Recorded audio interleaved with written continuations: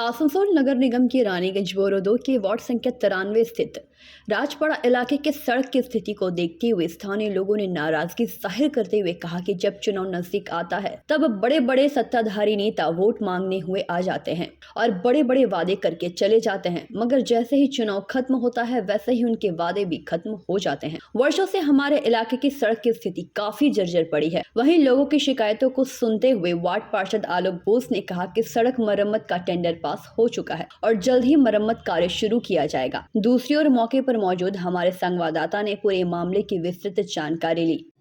Asansol municipal कॉर्पोरेशनेर अंतर्गत बोरो 2 रानीगंजेर 93 নম্বর ওয়ার্ডে এখন আমরা উপস্থিত রয়েছি।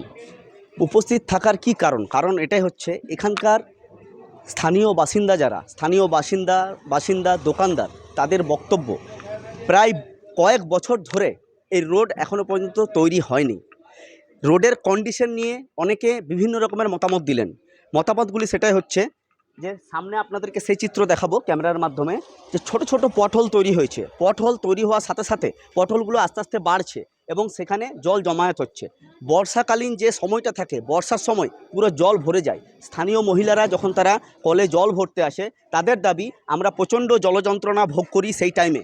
কারণ হচ্ছে এটাই, রাস্তায় বিভিন্ন গর্ত এবং রাস্তায় যে গিটি, যে রোডের লেয়ার, সেই রোডের লেয়ারের জন্য গিটি বাইরে চলে এসেছে, সঠিকভাবে রোড বানানো হয়নি। বহু মানুষের এটা দাবি এবং যারা এই রোড দিয়ে টোটো চালক, তারপরে বিভিন্ন যাত্রী যারা বিভিন্ন জায়গায় যায়, এখান থেকে মহাবীর এরিয়া আছে, আরও দূর দূর যে কলিয়ারি বেল্টগুলো আছে সেখানে মানুষ যায়, তারা বলছেন কি যে রোডের কন্ডিশন খুবই খারাপ।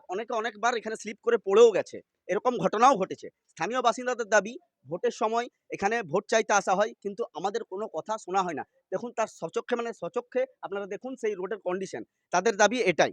আমরা এখানে যিনি প্রতিনিধি আছেন, এই ওয়ার্ডের দায়িত্বভারে যিনি আছেন, তাদের সাথে কথা বলে নেব কি কারণে রোডটা এখনো তৈরি হয়ে উঠতে পারেনি, এবং আমরা কথা বলে নেব স্থানীয় কাউন্সিলর যিনি আছেন 93 নম্বর ওয়ার্ডের, ওনার সাথে আরও বিস্তারিত জানতে সঙ্গে থাকুন। আমি সম্রাট।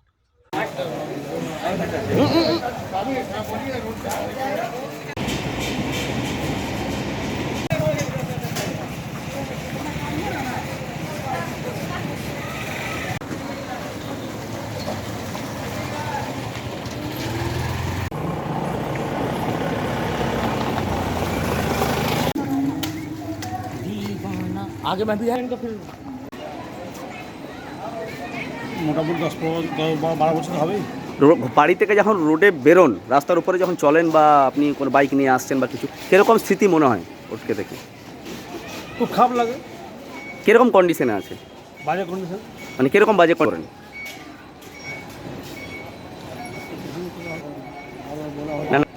বাজে কন্ডিশন হয়ে আছে। কাউকে জানিয়েছেন এখানে আপনারা স্থানীয় কাউন্সিলরকে? বা জানানো হয়েছে, এখনো পর্যন্ত কোনো ব্যবস্থা সেরকম শুরু হয়নি। আমি তবে বলছি যে হবে। কতদিন ধরে শুনছেন এই হবে ব্যাপারটা? 5 বছর। हाँ, अवस्था खूब खराब। अच्छा, हम लोग का कितना बार ठेला उलट गया। कितना सालों से आ रहे हैं यहाँ पे? हम कम 8-10 साल से। अच्छा, कैसा हालत में है? खराब अवस्था में है। अच्छा, सरकार से क्या मांग रखते हैं आप लोग? रोड तो ठीक है यार, बहुत जल्दी ठीक। हम लोग ऐसे ही यार। आपका नाम? लखन प्रसाद गुप्ता। तो 20 साल से 20 साल से। अच्छा, यहाँ का रोड रास्ता का हालत कैसा है? बहुत खराब है।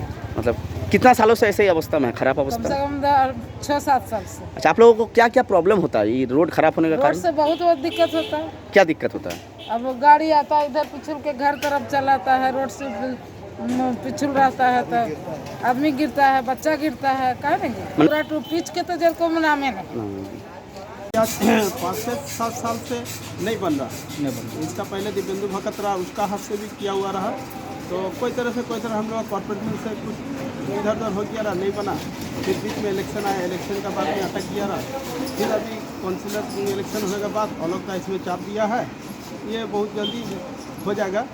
মোটামুটি মহিনা ভর কা আশ্বাস দিয়া है। আচ্ছা, কি কারণের জন্য আটকে আছে এটা? এটা কারণের জন্য এটা এখন কর্পোরেশনের আন্ডারে না, এটা চলে গেছে অলরেডি কলকাতা পার্টি। আচ্ছা, টেন্ডার হয়ে গেছে, 4বার হয়ে গেছে। এবারে অলকটা আজকেই আমাকে আশ্বাস দিল যেটা তোমাদের কাজটা। अच्छा, প্রেসিডেন্ট আর এই দায়িত্ব।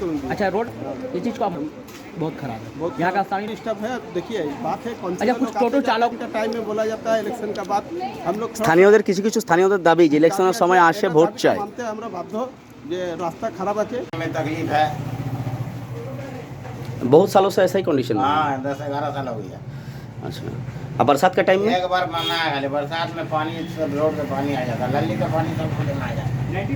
अच्छा, मैंने रोड मतलब बहुत ही ख़राब है यहाँ का कंडीशन।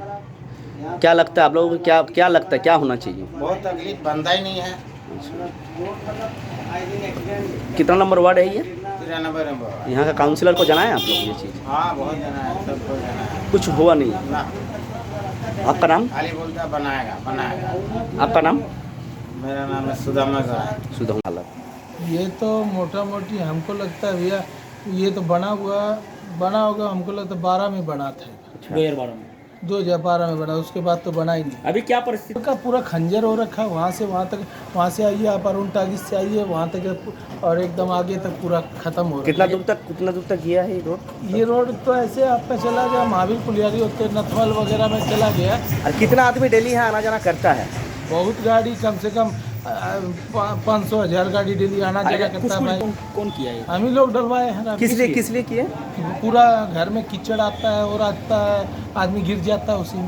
अभी आप जहाँ बैठे हुए हैं उसके सामने ठीक डस्टबिन जैसे लग रहा है। हाँ। ये डस्टबिन का सही तरीके से बना हुआ है या टूट गया? वो तो टूटा हुआ पड़ा। अच्छा, क्या होता है वहाँ जब गार्बेज गिरा जाता है, मोहल्ला वासी जब गार्बेज वहाँ फेंकता है तो बाहर आ जाता है क्या? बाहर क्या वो बाहर ही फेंकता है, वहाँ डस्टबिन है ही कहाँ, वो तो बाहर ही पड़ा हुआ है। आप लोग यहाँ स्थानीय?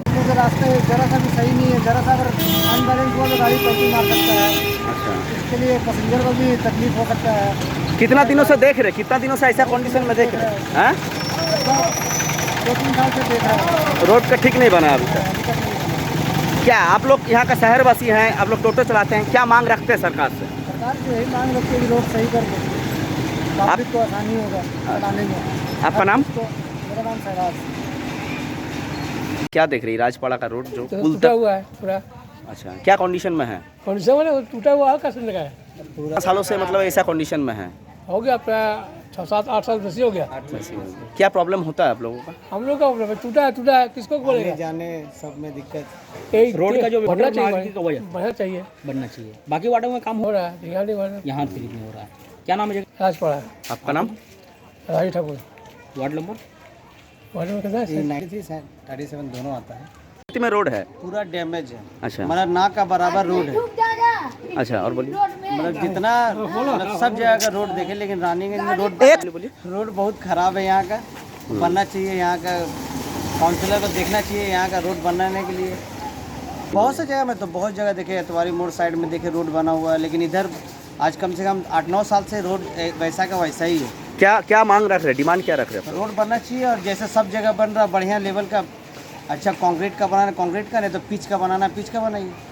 लेकिन एक बोलता ना कि ऊपर से सिर्फ लेयर देके 1 इंची का देके चला, उस टाइप का रोड नहीं चलेगा। वो टिकेगा नहीं रोड? वो टिकेगा नहीं, 1 इंची वाला तो फिर कल से गाड़ी जाएगा, गिरेगा, डैमेज हो जाएगा। रोड चाहिए बढ़िया वाला। आप लोगों का रोड का डिमांड है यहाँ? रोड का दिमाग मतलब इतना धूला रोड में कि आप थोड़ा देर खड़ा होइएगा ना, गाड़ी रख के जाइए, 10 मिनट बाद आपको पोंछना पड़ेगा, शैम्पू से धोना पड़ेगा। टोटो वाला को बोलते चलो स्टेशन। रानीगंज से सम्राट दास का रिपोर्ट, PBTV न्यूज़।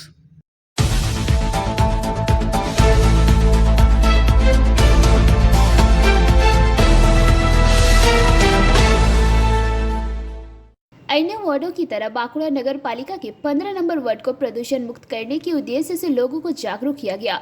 मौके पर बांकुड़ा नगर पालिका के वाइस चेयरमैन हीरालाल चट्टराज एवं 15 नंबर वार्ड के पार्षद पिंकी चक्रवर्ती द्वारा घर घर जाकर लोगों को जागरूक करवाया गया, जहां कूड़ा करकट को विशेष बाल्टी पर फेंकने पर जोर दिया गया।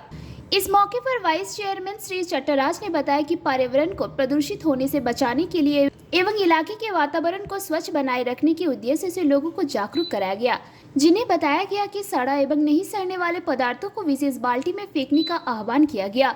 वहीं इस विषय पर उन्होंने और भी कई जानकारी दी। 15 নম্বর ওয়ার্ডে কি কর্মসূচি শুরু করলেন এবং এর ফলে কতটা এলাকার দূষণ মুক্ত বা হবে মনে হচ্ছে? এর আগে তো আমরা 4টা ওয়ার্ডে করেছি, আমাদের এই 15 নম্বর ওয়ার্ড বাকি ছিল, 15 নম্বরে শুরু হলো, আরও যে অন্য বাকি আছে আস্তে আস্তে ধীরে ধীরে আমরা আবার এই গার্বেজ তোলা যেটা পচনশীল বস্তু একটা, আবার অপচনশীল বস্তু একটা কঠিন পদার্থ, দুটো বালতি দেওয়া হয়েছে, একটা সবুজ বালতি একটা নীল বালতি। তো সেই দুটো বালতিতে একটা পচনশীল বস্তু একটা অপচনশীল বস্তু আমরা প্রত্যেকটা ওয়ার্ডে শুরু করব। এর ফলে এলাকা পরিষ্কার পরিচ্ছন্ন থাকবে। এখানে সাধারণ মানুষকে আমার বাঁকুড়া পৌরসভার পক্ষ থেকে অনুরোধ জানাচ্ছি যে আপনারা বালতির মধ্যে ময়লা রাখুন।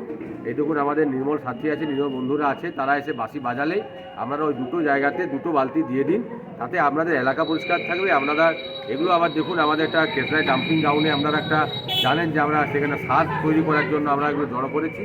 এগুলো কঠিন পদার্থ থেকে শক্ত জিনিস তৈরি হবে, পচনশীল বস্তুগুলোর থেকে সে যা পচনশীল বস্তু সেগুলোর থেকে আপনার সার তৈরি হবে, সেই সারটা আপনার ভীষণ কাজে লাগবে। তাই সাধারণ মানুষকে আমরা অনুরোধ করব যে আস্তে আস্তে আমরা যেভাবে আগাচ্ছি আমাদের সহযোগিতা করুন।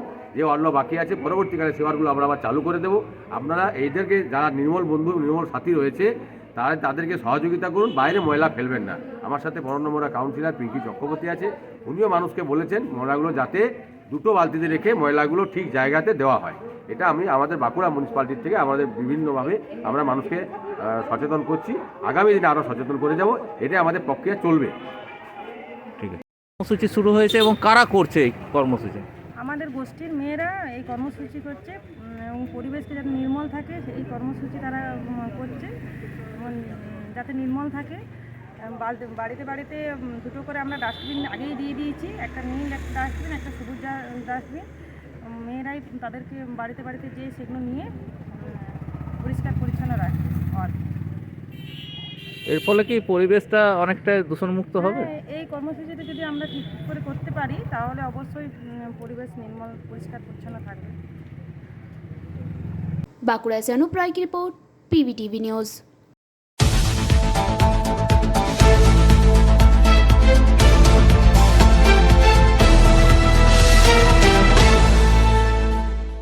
जामुड़िया बोरो 1 अंतर्गत वार्ड संख्या 10 राष्ट्रीय राजमार्ग 2 पर हुए आज सुबह सड़क दुर्घटना में नीघा नीचे सेंटर निवासी 48 वर्षीय मोहम्मद समाउल गंभीर रूप से घायल हो गए, जिसके बाद उन्हें इलाज के लिए जिला अस्पताल में भर्ती कराया गया, लेकिन कुछ ही घंटों के बाद जिला अस्पताल में उनकी मौत हो गई। इसे लेकर नीघा नीचे सेंटर के लोगों में मातम का माहौल बना हुआ था। इस घटना के बारे में जानकारी देते हुए वार्ड संख्या 10 के पार्षद उषा पासवान के पति भोला पासवान ने कहा कि राष्ट्रीय राजमार्ग 2 पर पानी निकलने की कोई जगह ही नहीं। लगभग 200 फीट लंबी ढलाई की गई है, जिससे पानी निकलने के लिए कोई जगह नहीं है। और ड्रेन पर भी ढलाई कर दिए जाने से ड्रेन की साफ सफाई कराने में भी काफी असुविधा हो रही है। किसी श्रमिक को अगर इस ड्रेन की साफ सफाई करने के लिए नीचे उतारा जाता है तो दम घुटकर उसकी मौत होने की आशंका है। ऐसे में ड्रेनेज की सफाई नहीं हो पाती है, जिससे ECL का सारा पानी GT रोड पर आ जाता है। भोला पासवान ने कहा कि आज सुबह भी वही हुआ, जिसके कारण ऐसी दुर्घटना घटी। बहुत बड़ा उनका ये है चूक है, क्योंकि अगर उनका चूक नहीं रहता तो जितना बड़ा वो सील किए हैं 100-200 फुट के दरमियान उनका सील है, 6 इंची लगभग ढला है उनका। अब कहीं पर कट नहीं है, अगर कट रहता 20 फुट 30 फुट के दरमियान अगर कट रहता तो वहाँ से साफ सफाई किया जा सकता था। अभी हमको बोला जा रहा है कि अगर हम अंदर में अगर आदमी घुसाते हैं ट्रेन के अंदर में तो सांस कष्ट से मर जाएगा, क्योंकि जगह नहीं है।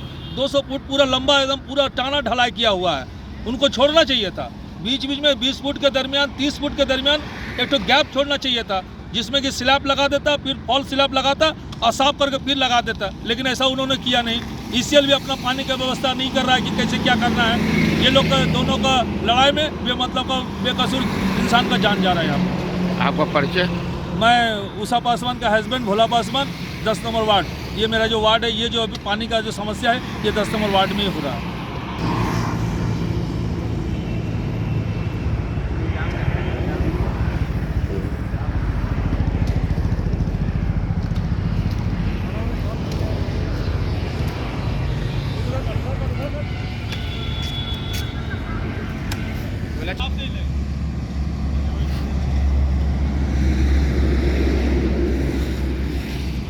पश्चिम बंगाल युवाश्री रोजगार बैंक कर्मप्रीति समिति के पश्चिम बर्धमान जिला कमेटी ने नौकरी समेत कई मांगों को लेकर गुरुवार को जिला कार्यालय शासक के समक्ष प्रदर्शन किया। ये लोग जिला शासक से ज्ञापन सौंपने आए थे, लेकिन उनकी अनुपस्थिति में उन्होंने प्रोजेक्ट डायरेक्टर को ज्ञापन सौंप दिया। इसके पहले ये लोग HLG मोड़ के समीप से एक जुलूस की शक्ल में जिलाधिकारी कार्यालय पहुंचे। उनकी मांग है कि युवाश्री को अविलंब नियुक्त किया जाए, महंगाई भत्ता में वृद्धि की जाए। इस संबंध में ज्ञापन सौंपने गए प्रतिनिधि मंडल के एक सदस्य ने बताया कि वे लोग इसी ज्ञापन के माध्यम से मुख्यमंत्री का ध्यान अपनी मांगों पर आकृष्ट कराना चाहते हैं।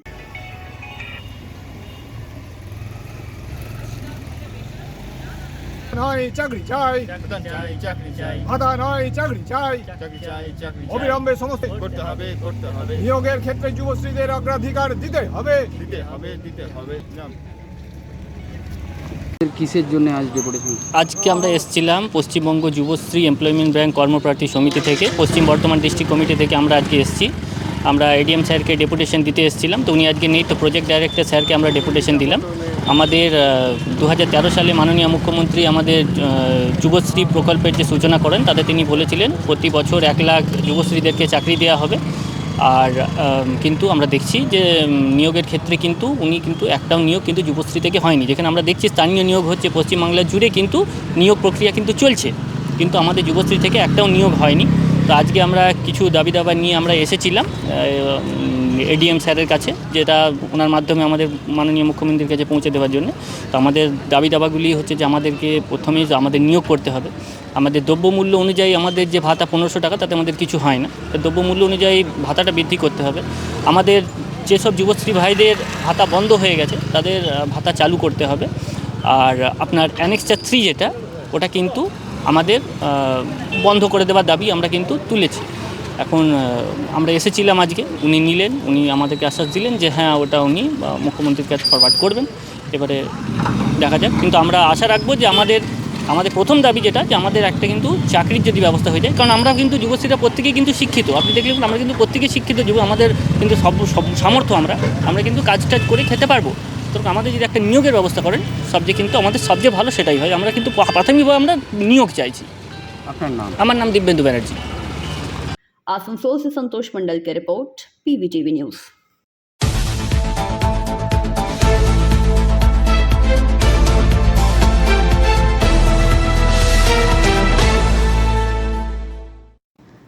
CMSI C2 की बासरा कोलियारी शाखा की ओर से NCW11 समझौता लागू करने तथा कोयले की बिक्री में कोल इंडिया को अधिकार देने की मांग पर गुरुवार को रानीगंज के बासरा कोलियारी के सीपिट खदान स्थल पर C2 नेताओं और कार्यकर्ताओं ने प्रदर्शन किया। उनका दावा है कि NCW11 के लागू न होने के कारण खदान श्रमिकों को उनके बकाया से वंचित किया जा रहा है। उनकी मांग है कि समझौता लागू न होने तक कंपनी को हर्जाना देना होगा। साथ ही उन्होंने ये भी चेतावनी दी है कि यदि इस संबंध में उपाय नहीं किया जाए तो भविष्य में एक बड़ा आंदोलन करेंगे। साथ ही उनका दावा है कि केंद्रीय कोयला मंत्री कोयला उद्योग को कमजोर करने के लिए कोयले की गुणवत्ता के अनुसार उचित मूल्य वसूल किए बिना ही बेहतर गुणवत्ता वाली कोयला को कम कीमतों पर बेचने के लिए मजबूर किया जा रहा है। वहीं इस अवसर पर CMSI सदस्य सुजीत भट्टाचार्य, केंद्रीय समिति सदस्य कुलुमुद्दीन अंसारी, असगर अली, संजय मंडल, मैनाक मंडल, उज्जवल मुखर्जी आदि ने प्रदर्शन का नेतृत्व किया। ज्यादा रखने के लिए जरूरत पड़ने से 2 नंबर विधि में देखिएगा, हम एक सीधा बोल रहे हैं 24 नवंबर 2017 DP का गाइडलाइन का 2 नंबर पॉइंट में अधिनियम में जाइए, साफ लिखा हुआ है ये जरूरत पड़ने से DA मार्जिन का बारे में भी सोचना पड़ेगा, क्योंकि एग्जीक्यूटिव का वेतन ज्यादा रखना है। बोलिए मानिएगा आप लोग? मानना चाहिए? बोलिए तो हम तो कहेगा तो आपको वेज कंपोनेंट में गड़बड़ होगा। एक आपको जो बेसिक होगा अटेंडेंस बोनस है ना, तो याद नहीं है। ये हमारा आवाज है पूरे हिंदुस्तान पैमाने पर कोयला उद्योग में, इसीलिए हम लोग बोल रहे हैं कि DP का गाइडलाइन हटाओ, DP का गाइडलाइन हटाओ और जल्द से जल्द हमारा वेतन चुक्ति का उचित समझौता का साथ। देखिए आप लोग हमसे तो ज्यादा जानकार है, आप लोग हमसे ज्यादा जानकार है। हम लोग सीधा बोले प्रॉफिट का क्या सवाल है? प्रॉफिट का तो सवाल होना नहीं चाहिए। महारत्न कंपनी वो लोग ट्रेडिंग करता है, यानी कि व्यवसाय करता है मार्केट रेट में। 29/6/2022 को भारत सरकार की कोयला मंत्रालय के द्वारा जो रिप्रेजेंटेड प्राइस जो घोषणा हुआ है, मान लीजिए हमारा बासरा कोलियारी में, हम तो नहीं जानते कि कौन सा कोयला है, G4 G3 ₹62 5 टन, और आप कोयला बोलिए आप लोग सेल सभी को अधिकार है। क्या अधिकार है? मार्केट रेट अवेल करने के लिए बाजार का जो रेट है वही प्राइस जाएगा कि नहीं? बोलिए, हम गलत बोल रहे हैं तो बोलिए, आप लोग सुधार दीजिए। से गुजारिश करूंगा कि माइक पर आए और अपने विचार व्यक्त करें। Kaleem Ansari, area convener.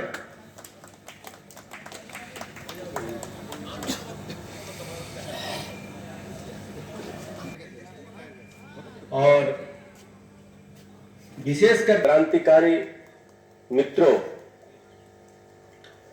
सभी को आज की जो सभा है वो सभा में कुछ बातें रखने का कोशिश करूंगा।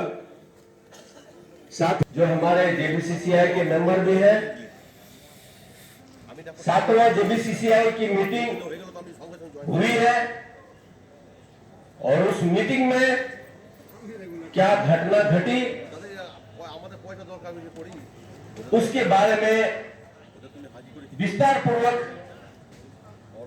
आपके सामने रखेंगे।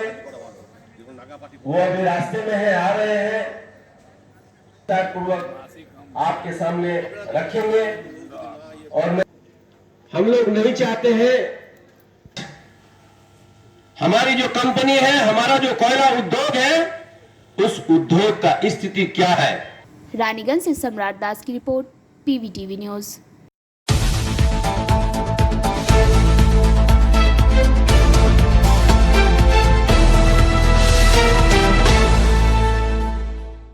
चित्तरंजन रेलवे फैक्ट्री के निजीकरण के विरोध एवं केंद्र की एनपीएस योजना को निरस्त करने की मांग को लेकर सीएलडब्ल्यू संग्रामी श्रमिक यूनियन के आह्वान पर सामाजिक कार्यकर्ता सह सामाजिक सुधारक मेधा पाटकर की उपस्थिति में गुरुवार को रूपनारायणपुर में पथ सभा के रूपनारायणपुर से चित्तरंजन रेलवे कारखाना जीएम कार्यालय तक पथ रैली का आह्वान किया गया।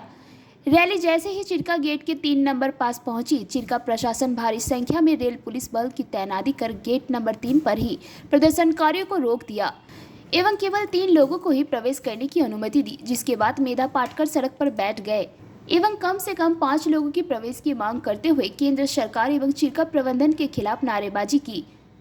वहीं चिरका के डीजीएम ने स्वयं प्रदर्शनकारियों से बात की एवं प्रदर्शनकारियों में से मेधा पाटकर के नेतृत्व में 5 लोगों को चिरका जीएम के समक्ष अपनी मांगों को लेकर पहुंचे एवं अपनी मांगों के बारे में बताया और ज्ञापन सौंपा। बता दें कि इस दौरान करीब 3 घंटे तक चिरका 3 नंबर गेट बंद रहा, जिससे आम लोगों को काफी परेशानी का सामना करना पड़ा। स्कूली बच्चों सहित क्षेत्र के लोगों को पैदल ही गेट को पार करना पड़ा। वहीं इस विषय पर मेधा पाटकर ने कई बातें कही और हम लोगों को पता है कि वो बिल्कुल सही मुद्दे उठा रहे हैं। वो चाहे ओल्ड पेंशन का मुद्दा हो, स्कीम का, या यहाँ के स्कूल और हॉस्पिटल बचाने का मुद्दा हो, पर सबसे पहला मुद्दा है कि जहाँ 500 तक इंजन बनते थे, जहाँ वर्ल्ड रिकॉर्ड ब्रेक हो गया था, और आज जबकि एक एक पार्ट आउटसोर्सिंग करके अलग अलग कंपनियों से बनवा कर ये पूरा कारखाना केवल असेंबलिंग यूनिट बना दिया गया है। और 18,000 श्रमिक जहाँ थे 1950 से शुरू होकर जो कारखाना शुरू हुआ, वहाँ आज 9,400 श्रमिक बचे हैं और उसमें भी अधिकांश काम कॉन्ट्रैक्ट लेबरर्स को दे रहे हैं और जो रिटायर हो रहे हैं उसके पद नहीं भर रहे हैं। ओल्ड पेंशन स्कीम रद्द करके वो लोगों को डरा रहे हैं और एक प्रकार से श्रम की लूट हो रही है। और अगर टाटा हो, बिरला हो या अडानी अंबानी हो, अगर वो अंदर जाते बातचीत करते हैं छुट्टी के दिन भी, क्योंकि ये कारखाना उनको खरीदना है, तो श्रमिक क्या बाजारी है? श्रमिकों के श्रम की पूंजी है, उसका क्या कोई मूल्य नहीं है? और उन्होंने अगर इतने साल तक अपना योगदान देकर सार्वजनिक तिजोरी भरी है, तो सार्वजनिक तिजोरी की रक्षा की जिम्मेदारी जिस मैनेजमेंट को दी जाती है, उस मैनेजमेंट को केंद्र सरकार क्यों दबाती है? क्यों कहती है कि किसी के साथ बातचीत मत करो? ये तो बिल्कुल ही अन्याय है और ये एक डराने की बात है और खुद डरने की बात है। हम न डरेंगे न डराएंगे, हम कानूनी और मैदानी लड़त अहिंसा के रास्ते पर जारी रखेंगे। पर आज का अनुभव ये भी है कि जो चित्तरंजन सिटी है वो नोटिफिकेशन के अनुसार पूरी चित्तरंजन के मैनेजमेंट को या केंद्र सरकार को दान नहीं दी गई है। आदिवासियों से तो ले ही ली, संघर्ष उनको भी जीने मरने का करना पड़ा था, पर ये पूरी सिटी पर उनका अधिकार न होते हुए उन्होंने बाउंड्री लगाकर ये सिटी को अपने कब्जे में लिया है। और सिटी अगर गेट खुले रखते हैं तो किसी को भी आने जाने का अधिकार है कि नहीं, ये श्रमिकों का सवाल है। दूसरी बात यह है कि उन्होंने खेल मैदान भी निजीकरण का खेल चलाते हुए किसी और को सौंप दिया है। हॉस्पिटल भी नर्सेस और डॉक्टर्स के अपॉइंटमेंट बंद करके, भंगार करके केवल रेफरेंस सेंटर बना दिया है। स्कूल्स भी न चलाते हुए श्रमिकों के बच्चों को निजी स्कूलों में महंगा शिक्षा लेने के लिए जाने के लिए मजबूर कर रहे हैं। और सबसे गंभीर बात ये है कि ये इस कारखाने के 3000 तक श्रमिकों को दाहोद ले जाना चाहते हैं। क्या ये गोधरा कांड के जगह पे रोजगार कांड भी करना चाहते हैं? हम ही करते हैं। और हमारे श्रमिक कहाँ जाएंगे, कैसे लड़ेंगे? तो ये अगर संवाद नहीं करते हैं तो बेइज्जती हमारी नहीं, इनकी होने वाली है। हम देखेंगे, हम भी देखेंगे, ये करके हम बैठे। पुलिस बार बार कह रहे हैं कि 5 मिनट में यहाँ आकर आपके साथ बातचीत करेंगे, पर वो आ नहीं रहे हैं। कितना देर हुआ अभी तक? 1 घंटा से ज़्यादा। 1 घंटा भर हुआ। हम राह देख के तय करेंगे कैसे आगे बढ़ेंगे। दीदी आगे फिर क्या विचार है? किस चीज़ का? वो लोग अगर नहीं आए तो क्या? एक बार आप यूनियन तो अपना श्रमिक संगठन के आधार पर आंदोलन चलाने के लिए तैयार है। आज अगर यहाँ रिकॉग्निशन नहीं मिलती है यूनियन को, रजिस्टर्ड है सालों से तो भी, और ट्रेड यूनियन एक्ट के अनुसार मैं भी ट्रेड यूनियन की अध्यक्ष हूँ, इसलिए कह रही हूँ, अगर औद्योगिक विवाद है किसी भी मुद्दे पर तो औद्योगिक विवाद अधिनियम 1947 के तहत समझौता मीटिंग होनी चाहिए। पर ये संवाद नहीं करते हैं। मतलब आज तक जो श्रम कानून बने हैं, जो आज़ादी आंदोलन से बनते बनते 44 राष्ट्रीय श्रम कानून है, उसमें से 29 कानून ये वापस लेना चाहते हैं। वो वापस लेकर देखे, श्रमिक उनको वोट नहीं देंगे। और ये भी है कि वो श्रम कानून आज तक जारी होते हुए उनकी भी अवहेलना हो रही है, उनकी भी अवमानना हो रही है। कोई मीटिंग ही नहीं कर रहे हैं। तो लेबर कमिश्नर ने हस्तक्षेप करना चाहिए। सेंट्रल का लेबर कमिश्नर हो या राज्य का लेबर कमिश्नर हो, हर एक मुद्दे पर, वो BSNL का मुद्दा हो या हिंदुस्तान केबल्स का मुद्दा हो या यहाँ का मुद्दा हो, सरकार, राज्य सरकार ने अपनी जनता के, अपने मतदाताओं के पक्ष में भूमिका लेना और हिम्मत से आगे बढ़ना, गेट खोलना, ये समय आया है। लोकल ट्रेड यूनियन और शासक दल जो तृणमूल है, आपके ये आंदोलन में कितना समर्थन मिला उन लोगों का? लोकल जो ट्रेड यूनियन है। हाँ। राहुल तिवारी की रिपोर्ट, PVTV न्यूज़।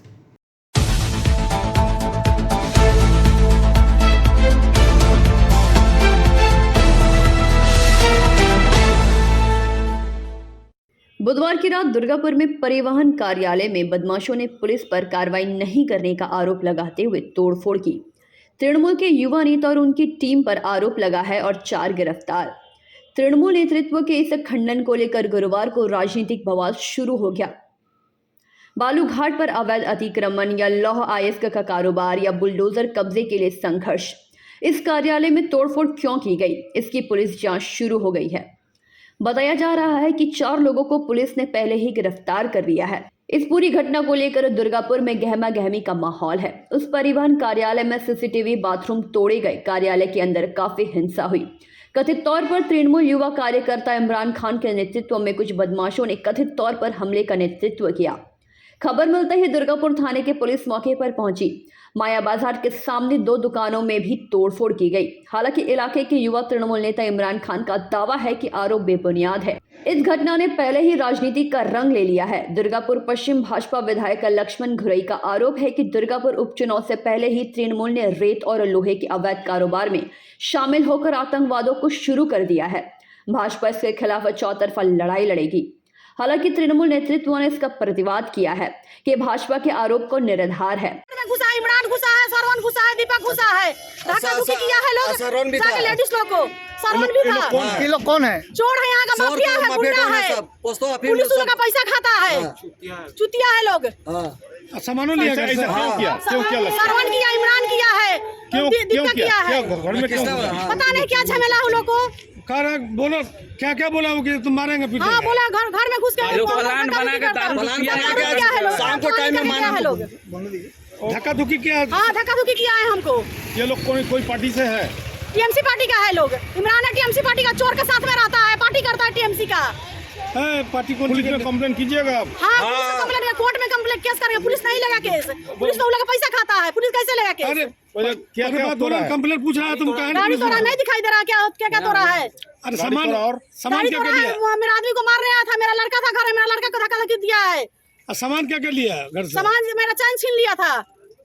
गला से नोच लिया था। इमरान लोग हाँ, इमरान, सरवन, दीपक था सुरेश और किसी को नहीं पहचाने और यही चार बात उमी भी था। आपका घर कहाँ? मेरा घर पुरसा में है, सुकंदोपल्ली। सुकंदोपल्ली। वहाँ घर में जाके ऐसा किया? हाँ, जाके झमेला किया है लोग। यहाँ अब आके यहाँ ऑफिस से जाके ऑफिस से किया। वाले वहाँ गया था, उसके बाद ऑफिस पर आया है लोग। आपका नाम? बबीता देवी। कोई दुश्मनी था आप लोग से? कोई दुश्मनी नहीं है, पता नहीं आपका है हस्बैंड से? क्या है। आपका हस्बैंड से? हस्बैंड से भी दुश्मनी नहीं है। दुश्मनी क्या है? चोर चुहार को दुश्मनी क्या है? तो चोर चुहार है सब। মিথিলেশ সিং কোথায়? মিথিলেশ সিং পুরো আমার মামা আছে মিথিলেশ সিং, মামাকে খুঁজছিল, স্টাফগুলোকে মেরেছে, পুরো মুখ কান ভেঙে দিয়েছে, মানে না হলে 70-80 জন ছিল। খুঁজে খুঁজে খুঁজে আবার এই আমাদের ট্রান্সপোর্ট অফিসে এসছে, এখানে মানে 3-4 লোক বাইরে বসেছিল, ওদেরকে অ্যাটাক করেছে, পুরো মানে ভাঙচুর করেছে। আমাদের একটা 4 চাকা গাড়ি ছিল, পুরো কাঁচ ফাঁচ ভেঙে দিয়েছে। কারণটা কি? কারণটা কি, ওরা মানে আমাদের এখানে সিসিটিভি লাগা আছে, ওরা প্রোটেস্ট করে কি কেন সিসিটিভি লাগা থাকবে, ওরা রাতে যে কাজ করে ও গাড়িগুলো এখান থেকে বেরোয়, তো ওটাই বলে কি না সিসিটিভি তোমরা বন্ধ করো, কেন কি ইলিগাল কাজ করে। আমরা বললাম আমাদের গাড়িগুলো এখানে লাগা থাকে, তাই জন্য আমরা সিসিটিভি লাগিয়েছি, এইসব জন্য মানে এরা ইয়ে করেছে। আজকে পুরো একদম সব মিলে ওয়ারিয়ার লোক ছিল, মায়াবাজারে কিছু লোক ছিল, ঠিক আছে, সব 70-80 জন ছিল, সব মিলে কারা ছিল এরা? কারা রিকর্ডিং আর আমাদের সব সিসিটিভি রেকর্ডিং আছে, ভয়েস রেকর্ডিং আছে। বলছি কারা ছিল এরা? কারা ছিল? ওয়ারিয়ার লোক ছিল, নাম বলে দিয়েছি ওদের। সরওয়ান চৌধুরী ছিল, ইমরান খান ছিল, তারপরে তোমার এই তুমি মানে দীপক বলে সব 5-6 জন, মানে 5-6 জন নাম জানি, বাকি সব এদের মানে যদি গ্রুপে সব ছিল, সব সকালে মানে দুপুরবেলা মদ খেয়েছে পুরো ভালো করে, আর আজকে এরকম করেছে। আমার বাড়িতেও গেছে, আমার সুকান্ত বলে বাড়িতে আছে, ওখানে গিয়ে অস্ত্র ছিল, কি ছিল? নাইফ ছিল, পিস্তল বলছে, পিস্তলও ছিল। ভয় পাচ্ছেন আপনারা? কতটা আতঙ্কে আছে? ভয় কেন পাবো না, এরকম করেছে। আমাদের মানে লেডিস আছে, মা বোন আছে, সব আছে, বাড়িতেও ঢুকেছে, আমাদের পুরসা বাড়িতে, ওখানে আমার মা আছে, ওখানে বোন আছে, ওখানে ঢুকে গেছে। কি চাইছেন এখন? কি চাইছে পুরো? দাদা আমি একটা কথা বলবো, অভিযোগটা করেছে কে, যে দীর্ঘদিন ক্রিমিনাল লোকের মার্ডার করেছে এখানে, বালি মাফিয়া, মিথিলেশ সিং 1 নম্বর বালি মাফিয়া, দীর্ঘদিন এখানে গরিব মানুষদের উপর অত্যাচার করে। পদারতে সালা, সেটা তো প্রত্যেকটা থানা, পদারতে সালা হচ্ছে মিথিলেশ সিং।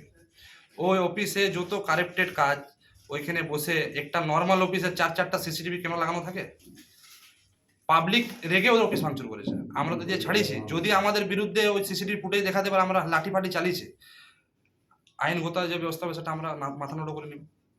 আপনারা দল করেন বা ওরা কোনো দল করে না? ওরা তো দীর্ঘদিন মানে কোনো দল করে না, ওরা বিজেপি সাপোর্টার। আপনারা কোন দল করে? আমি তৃণমূল দল করি। বলছি সেই নিয়ে কি রাগ? সেই নিয়ে রাগ, কিন্তু ব্যাপারটা হচ্ছে দীর্ঘদিন ওরা এখানে মাফিয়াগিরি, লোকের মার্ডার ফাডার, আপনি মানে ব্যাকগ্রাউন্ডে যদি যান, এখানে বহুত লোকের মার্ডার করেছে ওরা, ঠিক আছে। ওরা সারা জীবন ভাববে দাদাগিরি করে থাকবো, সেটা পাবলিক আর মানতে পারছে না। কিন্তু এর আগে অফিস ভাঙচুর। বলছি 36 নম্বর ওয়ার্ডে গতকাল রাত্রে দেখলাম একটা অফিস ভাঙচুর হয়েছে, আপনি তো এলাকার নেতৃত্ব করেন, কি বলবেন এই ঘটনা নিয়ে? দেখুন, এই ঘটনাগুলো মানে আমরাও খুব পরে জানতে পারলাম। আমাদের 36 নম্বর ওয়ার্ডের মধ্যে কয়েকজনা এমন আছে যারা এই ঘটনাটা ঘটিয়েছে। কালকে আমরা রাত্রের দিকে জানতে পারলাম, তারপরে এটা জানলাম আমরা কি ওখানে দুটা গ্রুপ আছে, দুটো গ্রুপের মধ্যে আপোষে একটা ঝামেলা হয়েছে। তো এটা নিয়ে সম্পূর্ণভাবে কালকে প্রশাসনও তরফ থেকে এই তদন্তগুলো চালু করার জন্য ওনারা পৌঁছেছিলেন, এবং আমরা সম্পূর্ণভাবে এই সব ঘটনাগুলো যাতে এলাকার মধ্যে না হয়, এবং আমার এলাকাটা খুব শান্ত এলাকা, এখানে সেরকম কোনো বড়সড় ঘটনা কোনোদিনই ঘটেনি, আর এটা না ঘটুক তার জন্য আমরা প্রশাসনকেও আবেদন করেছি এবং প্রশাসন কাছে সম্পূর্ণ আস্থা রেখেছি, যাতে আমাদের এলাকার মধ্যে এই যে ছোট ছোট ঘটনাগুলো বড় ঘটনা হয়ে যাচ্ছে, সেই ঘটনাটাকে আটকাবার জন্য প্রশাসন সব। পুলিশ দেখলাম বেশ কিছু জনকে আটক করেছে রাত্রেবেলায়। হ্যাঁ, এবার ভিড়ভাড়ের মধ্যে অনেকজন যারা ছিল তাদের মধ্যে প্রশাসন যাকে ভেবেছে তুলেছে, কিন্তু ওটা তদন্ত করার ব্যাপার আছে ওর মধ্যে। दुर्गापुर से निमाय दास का रिपोर्ट, PBTV न्यूज़।